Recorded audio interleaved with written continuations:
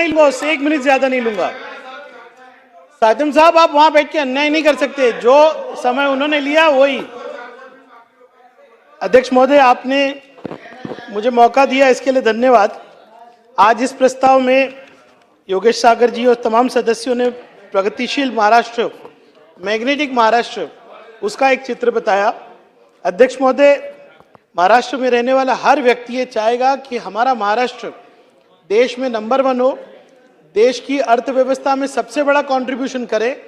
और मैं सरकार का यहाँ पे अभिनंदन करूंगा कि कल अर्धतास चर्चा जो हुई और मैंने जो मांगनी रखी कि भिवंडी को लॉजिस्टिक हब अनाउंस करके एक कमेटी बनाई जाए आईएएस ऑफिसर्स की, सम्माननीय मंत्री महोदय उदय सामंत जी ने उसको स्वीकार किया, सरकार ने एक प्रेस रिलीज भी कल की।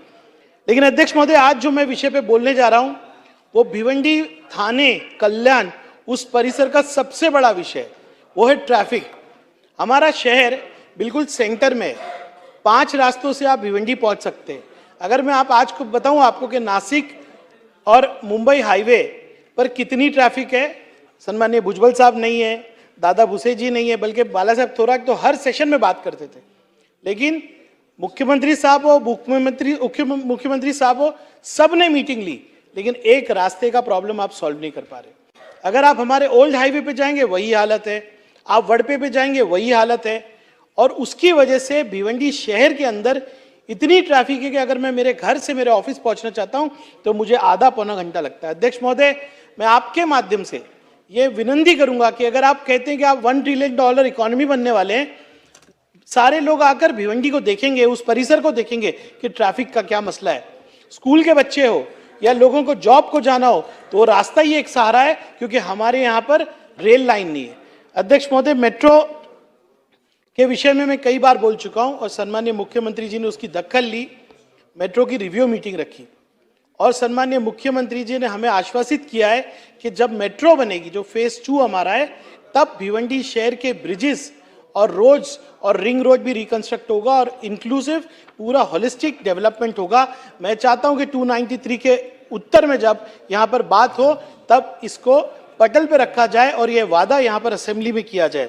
अध्यक्ष महोदय, बोलने के लिए तो बहुत है, अभी मोबिलिटी प्लान पूना की बात हुई, मैं कहूंगा आप सबसे पहले भिवंडी का कोई मसला हल करना चाहते हैं तो ट्रैफिक का मसला आप हल कीजिए। अध्यक्ष महोदय, हमारे यहाँ पर बड़ा प्रकल्प है जो वसई विरार कॉरिडोर है।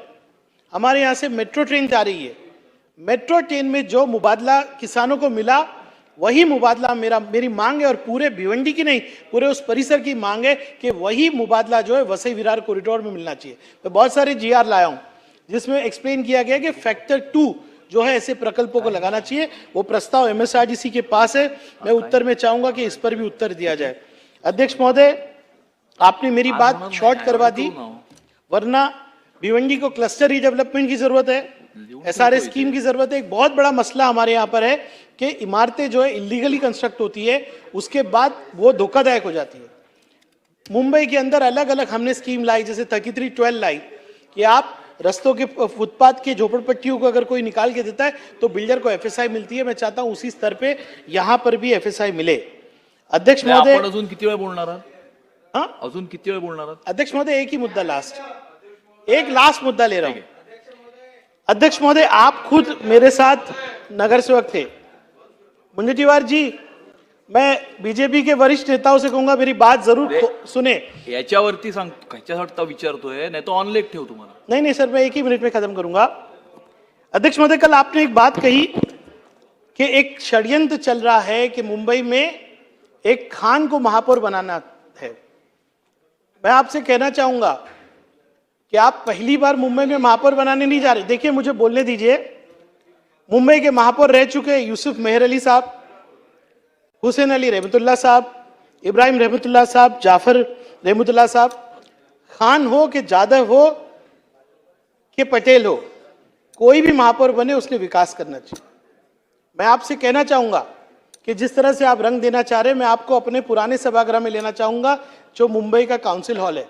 जब हम वहां बैठते तो ऊपर आप देखते हैं कि चारों ओर से मुंबई के अंदर जितनी जाति जमाती है उन सब के टर्बन्स लगे हुए हैं।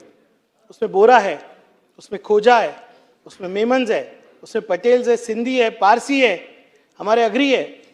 हर समाज के लोग हैं। ये मुंबई है। तो अगर मुंबई का महापौर कोई खान बनेगा ना, तो वो भी डेवलप करेगा, वो भी लोक प्रतिनिधि होगा, वो चुना हुआ इंसान होगा। आप जो कह रहे हैं, मैं आपको कहना चाहूंगा कि इस मुंबई का कोई भी व्यक्ति बने, लेकिन वो डेवलपमेंट करे। मैं वही कहना चाहूंगा। आपने बोलने का मुझे मौका दिया, इसके लिए बहुत बहुत धन्यवाद।